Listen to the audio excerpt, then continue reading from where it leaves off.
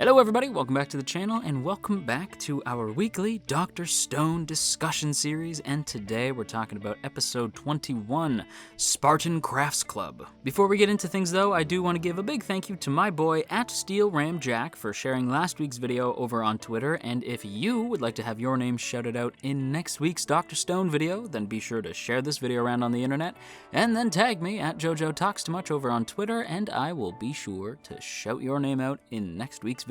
Well, holy hot damn, we only have 3 episodes left of Dr. Stone, and I genuinely don't know how I'm gonna react by the time we get to the finale. This show has been so friggin' awesome. I loved every second of it so far. This episode, I will say, like, there's points in this episode where it definitely dragged a little bit, but I think overall it's just such a fun series that even the moments that drag were on some level entertaining. And just as a whole, I think Dr. Stone has been great. I'm already getting sentimental because I know that there's only like 3 episodes left after this.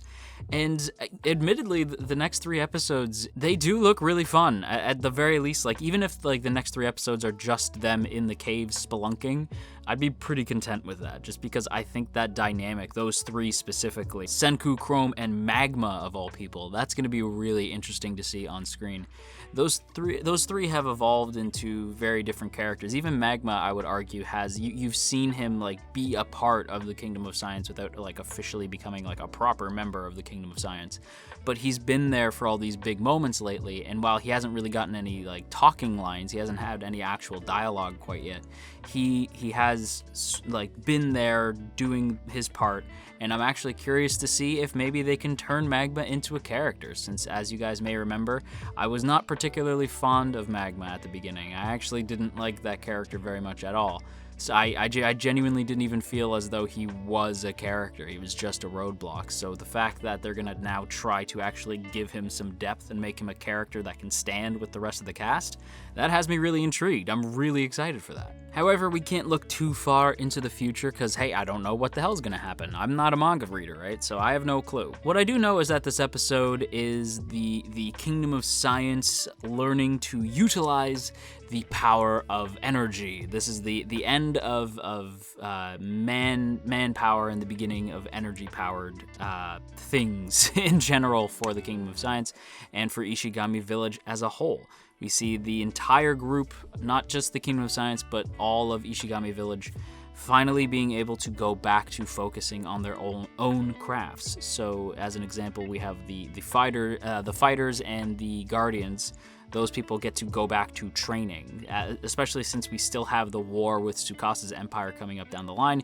You want to have your fighters ready to go. So those characters can actually get back to fighting and practicing their craft and honing their skills. I loved that Kinro and Ginro were genuinely like... Okay, we knew that Ginro was obviously not wanting to jump back onto that big, like, rotating thing. I don't even remember what it is, just the generator. He didn't want to spin the generator anymore because because we assumed that Ginro was just like a lazy dude, didn't want to do it, and he felt like it was too much work for too little payoff or something like that. Knowing Ginro, that's probably what his excuse would be, but he just didn't want to do it. But even Kinro was like, oh, thank God. Like that reaction on his face was priceless. Him being like, thank Jesus and every deity there has ever been. Like, you could just tell the dude wanted nothing to do with the generator anymore. So the idea that they wouldn't have to focus on manpower anymore because of the turbine, now they are like, because they have hydro energy, that they don't have to spin it themselves. Like, the gears will turn on their own thanks to the stream, so they don't have to do it anymore. And the ecstatic look on their faces was absolutely, like, brilliant. I loved it, and I thought it was super hilarious because it's immediately followed by Kohaku going like, dope, now we can go back to fighting, and you actually see them fighting with, by the way, may I add, some pretty decently solid little action bits. Like, it's very like blink and you'll miss it, but I wanted to point it out because I normally say a big criticism of the show is that its action scenes are sort of like minimal.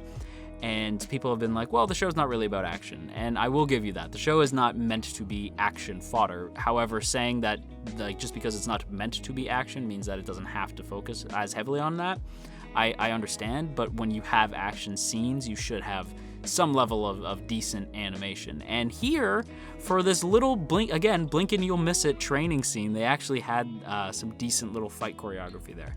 And you even see it like in silhouette too. It looked really cool, like kind of like Karate Kid-esque. I thought that was a neat touch. But it's not just them. Like the whole village can then begin to prepare for winter, but because of the benefits that come from having Senku as your leader, the Kingdom of Science lets the Ishigami Village in on a couple secrets on how to prepare for winter. We see the one blonde dude whose name is escaping me, the guy who loves ramen.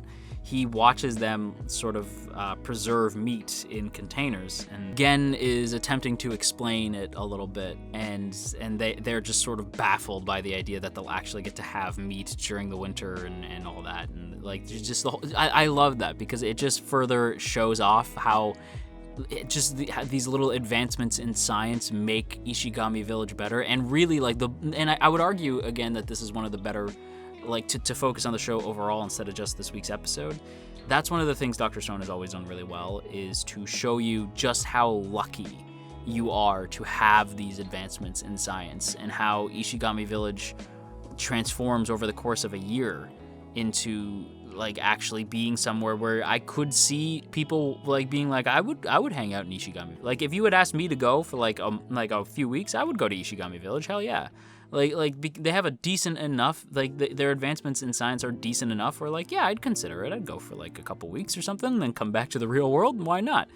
And it's just, I don't know. They do a hell of a good job at showing you just how these little advancements in science make their lives easier and make our lives easier. It's genuinely one of those types of shows where it really conveys how lucky you are to be born in this era with all this technology. And you see that through Senku and Gen in particular. And Gen in particular, might I add, was probably my favorite character in the whole episode.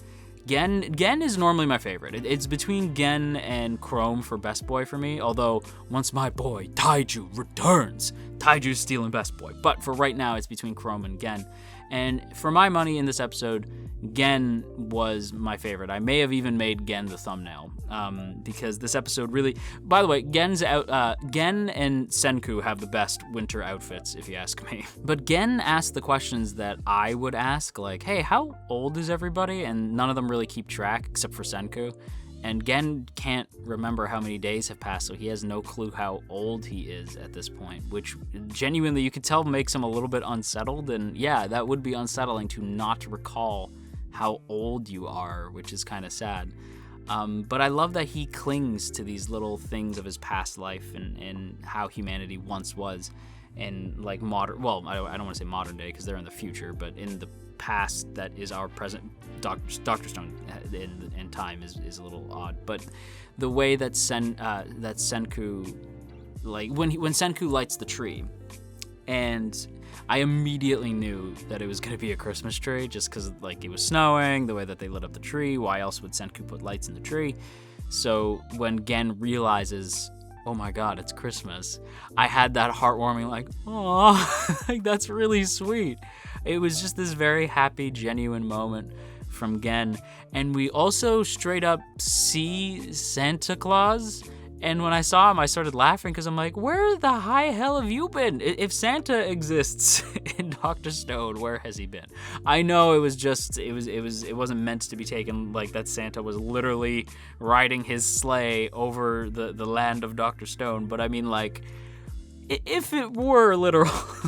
Where the hell has Santa been this whole time? I just really enjoyed Gen, like not only with him like questioning his age, being excited over Christmas, like it was almost as though he turned into a kid again for 5 seconds, but it was also him surprising Senku at one point where Senku is like pondering like, what are we gonna do? Because the whole vacuum tube thing falls apart. And you see Gen arrive, like, so he knows that Senku's looking at the window and he just, Senku! Like, he shows up with the flashlight, because they have flashlights now, so that's also friggin' rad, but he shows up with the flashlight, like, Senku! Like, that little character bits like that make me just love Gen. Gen is probably, it's between Gen and Chrome, and I sort of flip-flop each week. Like, last week it was Chrome, This week it's Gen, next week it's probably going to be Chrome again, and then next week it'll probably be Gen again. Like, they really do flip-flop for me. I just felt like as much work as Chrome had put in this week, and Chrome really did put in a ton of work. Like, my boy really, like, pulled his weight here. But as much work as he pulled, I just found Gen to be more entertaining during the episode and a lot more funny, and his interaction with Senku in this week's episode in particular was really good, because you could tell that it was this excitement for the future, but a fondness for their past lives, which I don't know. I love that aspect of Dr. Stone, like looking back on the current world with nostalgia. I love that aspect of it. But other than that, that's pretty much the episode. The rest of the episode is, like I said, admittedly, it drags at points. And the reason why it drags is because, like, a lot of it is spent sort of just leveling up, right? Like, they're just continuing to level up their skills in science, their tools of science. And the one thing that they seemed to struggle with the most was making the vacuum tube. Initially, the light bulb seemed very difficult because of, like, the amounts of steps to make the light bulb, but then the vacuum tube proved to be similar to the light bulb, but doubly as hard. And just when you think they have it, they don't. And it's also, I think, the lowest we've ever seen Senku. Like this is this moment, I honestly thought he was gonna, because he has this moment where he's just, like, looking up at the ceiling, and I thought he was gonna have, like, the thought of, like, Dad, I just can't do it.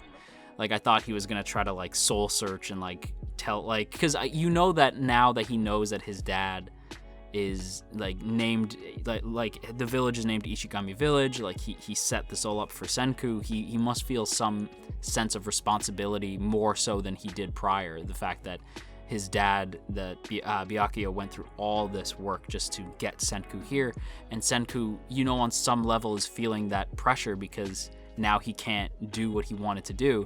And it's not so much that they're lost, it's just that he had a goal in mind and can't achieve it. So I thought for a second he was gonna have that thought of, like, Dad, I can't do this. And seeing him, like, be stressed like that, I think it's the lowest we've seen Senku, because it was the first time he couldn't science his way out of something. Until our girl Suika showed up with the save. I believe, I don't remember what it's like. I don't remember tungsten. I don't remember what I'm probably way off. I don't remember, and I didn't write it down, unfortunately. I don't remember what the gem was called, but it's basically what they need to make the vacuum tube. It's the strongest material that they can make the vacuum tube out of. In fact, I think they say it's the strongest material in the universe or something like that. So that's good, but it means that they're going to have to go spelunking to find more parts of this metal, which means, you know, Chrome's obviously excited to go. Senku's probably curious to see how much of this friggin' material is in there. And then they pull, like I said at the beginning of the episode, they pull in magma, which was a definite surprise. I loved the character select screen. It straight up looked like a fighting game, which, may I add, a fighting game for Dr. Stone would be pretty dope, or like an RPG for Dr. Stone would also be dope. Make a Dr. Stone game. I don't know what it would be, but just make one. It'd be fun. But yeah, needless to say, the end of the episode does have me very, very curious as to where the show will take these characters next week. I want to know what spelunking is going to look like, and I'm just really excited and also at the same time curious to see what they're going to do next week. And a part of me is a little bit sentimental because there's only 3 episodes of the show left, and I love this show so much, so it's going to be kind of sad to see it go, but I'm hoping they can end it on a strong note. With that said, everybody, I'm going to go ahead and give this week's episode a pretty decently strong A. This was another really, really good episode of a really, really good show. And on that note, everybody, that's going to wrap up today's video, but before we take off, I want to give a big shout out to the good folks over on Patreon, namely those in the Earl Grey tier: